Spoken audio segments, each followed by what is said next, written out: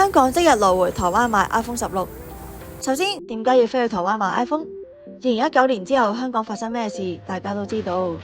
簡單嚟講，就係太想喺 Apple Intelligence 度玩到 ChatGPT 啦。不過，就算係外國買緊機，如果個人身處喺香港， Apple ID 都係香港嘅話，都好大機會用唔到。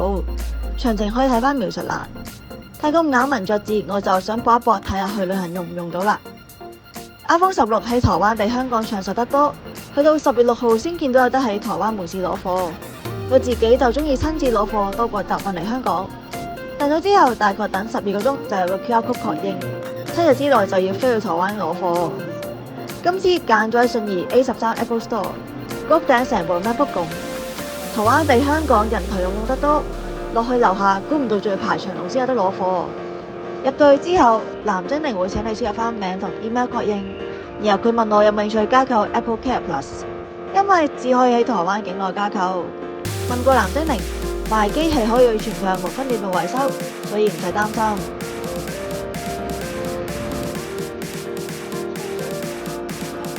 今次旅程感覺好戇居，但我就係一個咁瘋狂嘅人，唔知有冇一日可以帶住呢部 iPhone 飛去自由嘅國度生活呢？